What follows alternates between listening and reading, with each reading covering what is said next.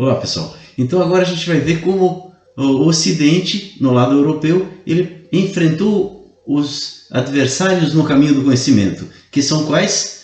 O medo, a clareza, o poder e a velhice. Ele enfrentou em parte, estamos na metade do caminho. Nós vamos ver hoje em que ponto a gente está, qual desses adversários a gente está enfrentando nesse momento preciso, inclusive vai entender certas coisas que está acontecendo hoje como resultado desse enfrentamento de um dos inimigos. Muito bem. É preciso também dizer que esse processo ele se repete muitas vezes, mesmo na nossa vida, né? A gente enfrenta o medo, pode estar enfrentando a clareza, em algumas vezes a gente confunde que a gente está com medo, mas na verdade não é bem medo, a gente está enfrentando a clareza, porque o resultado na hora do enfrentamento e daquele estresse que dá é parecido, certo? E também algumas vezes a gente não vence, o indivíduo ele pode ser tomado pelo medo e nunca vencer o medo, né? E isso vai fazer com que ele não consiga evoluir no seu conhecimento, ele não vá adiante, certo? Enquanto que no caminho coletivo, presumivelmente, o coletivo é impulsionado por forças que o fazem sempre vencer, sempre vencer, sempre vencer. Né? Uma marcha inexorável. Enquanto que individualmente, muitos inimigos que são do campo psicológico, né? Eu posso não vencer. E existem vários campos dentro do nossa complexidade de homens modernos, certo? Existe o campo sentimental, amoroso, familiar, do trabalho, etc. Né? E esses inimigos se apresentam nesses caminhos que a gente pode, por exemplo, sofrer uma grande frustração amorosa, ficar eternamente vítima do medo, nunca mais enfrentar e nunca mais evoluir no campo sentimental, vocês me entendem? E no campo profissional também, e assim por diante. Mas a humanidade é um grande ser humano e ela não para e vai indo e vai indo e vai vencendo os inimigos. Muito bem. Quando a humanidade, desculpa, o Ocidente, eu estou me referindo, a humanidade sim, mas nesse momento eu estou vendo como o Ocidente, que nasceu 400 anos antes de Cristo, ele começou a enfrentar seus inimigos, né? Então a primeira coisa foi vencer aquele medo inicial do mundo antigo, do mundo anterior à antiguidade greco-romana, que é vencer aquele mundo de deuses, aquele mundo que era explicado, né, pelo destino em que o ser humano não tinha liberdade, ele era vítima de forças sobrenaturais, né? E isso se deu justamente em Atenas 400 anos antes de Cristo, mais ou menos ali entre Parmênides e Sócrates, quando Sócrates começou a contestar o mundo antigo, né, o mundo anterior, né? E por curiosidade e impulsionado por uma voz que o conduzia, em certo sentido o conduzia, eu já falei disso para vocês, a voz do seu Deus, do seu daimon, né, da sua entidade que o orientou desde jovem. E ele inclusive foi condenado, já velho, à morte, porque ele contestava tudo, ele era muito curioso, contestava, acabou criando inimigos, enfim, eu já contei essa história. Mas a morte de Sócrates resultou que o mundo mudou, né? Platão, depois Aristóteles, começaram a resgatar essa visão e então aconteceu o que na filosofia se chama o milagre grego. O que é o milagre grego? Pela primeira vez na história desse planeta, né, uma civilização, uma cidade, uma polis no mundo substituiu a construção mística da realidade pela construção racional. Vocês me entendem? Então, o que é a construção mística? Tudo era explicado por deuses, né? Então, o dia, a noite, os ventos, a chuva, as emoções, tudo era explicado por deuses. E a partir dali, as pessoas começaram a olhar o mundo e descobrir mecanismos no mundo. Então o mundo se iluminou com outra clareza, porque se venceu aquele medo, digamos, do mundo antigo. Se rompeu, se entrou numa nova fase e como um bebê, né, o Ocidente, a parte pelo menos grega do Ocidente, saiu a conquistar o mundo. e aprender, e aprender. Então foi o Império de Alexandre Magno, depois o Império Romano, que era depositário dessa herança grega. Até que acontece, como disse o Dom Juan, né? Lá pelas tantas, a gente descobre que o mundo não é como a nossa suposição, né? O mundo se apresentou diferente, né? Porque simbolicamente o grego saiu de dentro da caverna, né? A alegoria da caverna do Platão, onde ele só via sombras. Tem gente que tem muitas interpretações da alegoria da caverna do Platão. Uns dizem que esse conhecimento é um conhecimento hermético. Eu digo que é o conhecimento racional. Platão estava se referindo ao conhecimento racional. Aquele que descobre o funcionamento do mundo lá fora pela luz da razão, ele começa a tentar ensinar os outros e inclusive é morto pelos outros que não entendem, que foi o que aconteceu com Sócrates. Mas ele conseguiu sair e conseguiu se espalhar pelo mundo. Mas aí o que acontece? O mundo começou a mostrar diferente do que no início lhe parecia. O que concretamente aconteceu? Essa linha grega culminou em Aristóteles num Deus único, na existência de um Deus único. Mas esse Deus único era uma teoria, era uma mera teoria. Esse Deus único tinha começado um outro caminho, digamos, na mesma época, lá entre os judeus. E esse caminho gerou Jesus, e esse caminho se cruzou com o caminho que veio da Grécia, e aí o mundo se desmanchou. E o Ocidente foi tomado pelo medo, ele se fechou num casulo que foi a Idade Média, processando essas duas coisas.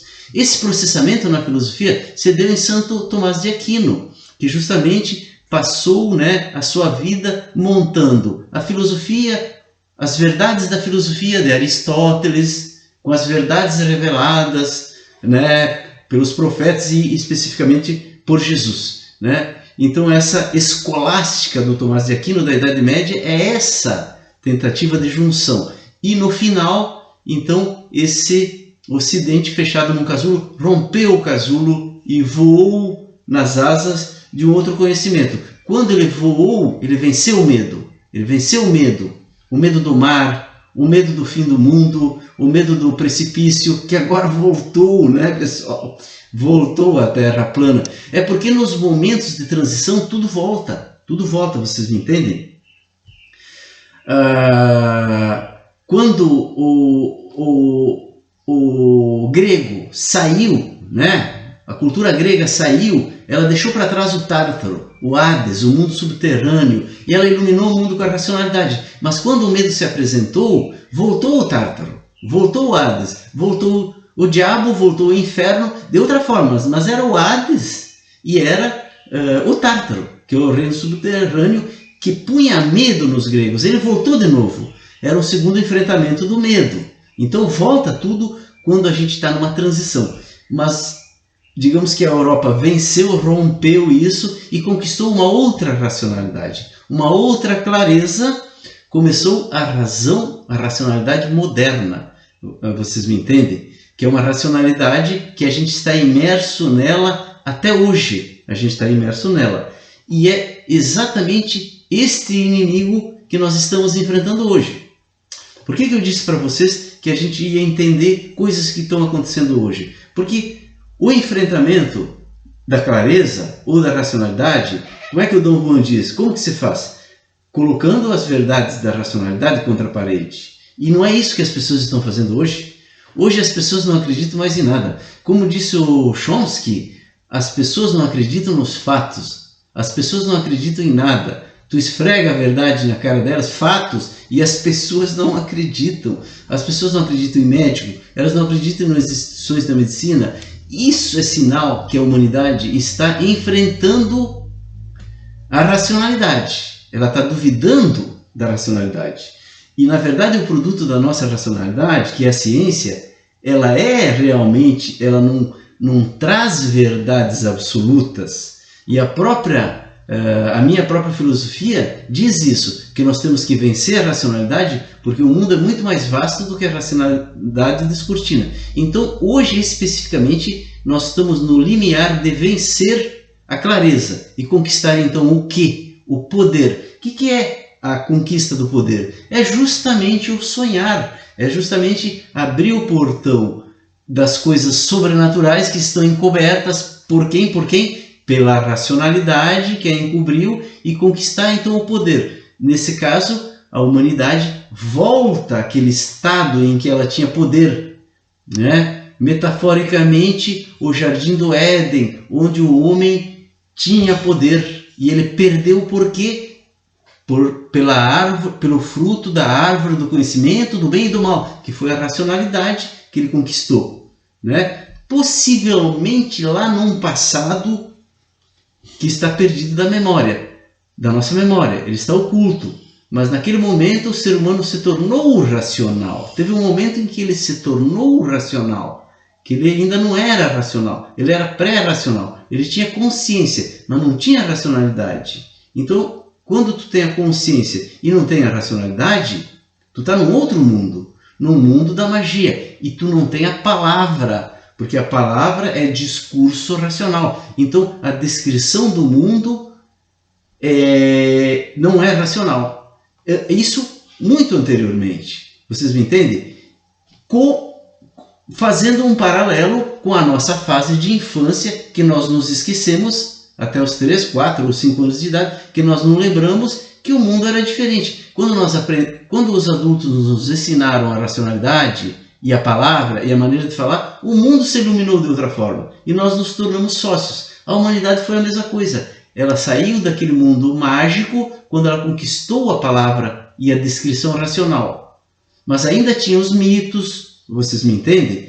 E foram várias sucessões e a racionalidade foi avançando, foi avançando, foi avançando até ela conquistar o controle total do nosso mundo. E hoje nós estamos então enfrentando, a humanidade está enfrentando essa descrição, a descrição da razão, e nesse momento, então, é um momento de estresse, é um momento em que o mundo se desfez, o mundo, né, está em desalinho, as pessoas estão aparentemente com medo, mas não é medo, é na verdade esse desafio da racionalidade que se assemelha com o medo, né? Porque nesses estágios tudo volta a terra plana, volta a religião fundamentalista, volta todas as coisas. É um momento de transição para um outro estágio. Quando começará o outro estágio?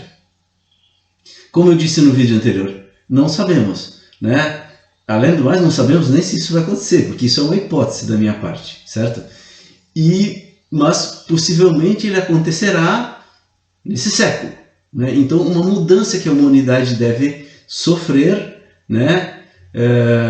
Fruto desse processo evolutivo em que novamente o sobrenatural vai fazer parte da vida das pessoas, como era muito antigamente, e que o ser humano vai lidar com ele de uma forma, por contraditório que possa parecer, racional. Porque a nossa ciência é isso, ela lida de maneira racional com uma coisa que ela supõe racional, que são os fenômenos, só que não são racionais. Da mesma maneira, tu pode abrir esse caminho da metafísica, o caminho como uma ciência, porque tu vai lidar com uma coisa que tu não compreende, tu vai lidar racionalmente, mas ampliando o nosso mundo, vocês me entendem? Abrindo coisas que estão ocultas. E quais são essas coisas? Nós não sabemos. Porque da mesma maneira que quando a Europa pensou em descobrir o mundo, as navegações, ela não sabia o que tinha depois do mar. Ela sabia que tinha o mar e que era possível circunnavegar o planeta, certo? E o que tinha no meio do caminho ela supunha, tinha muitas teorias. E a mesma coisa nós, a gente supõe que tem muitos mundos, a gente não sabe nem se existe algum mundo, mas a gente tem que fazer algo no sentido de descobrir esse mundo que está encoberto. Bom, é isso. Nos próximos vídeos eu quero começar a dizer o que tem que fazer, o que a humanidade concretamente tem que fazer para que esse mundo que está encoberto se revele. Um abraço.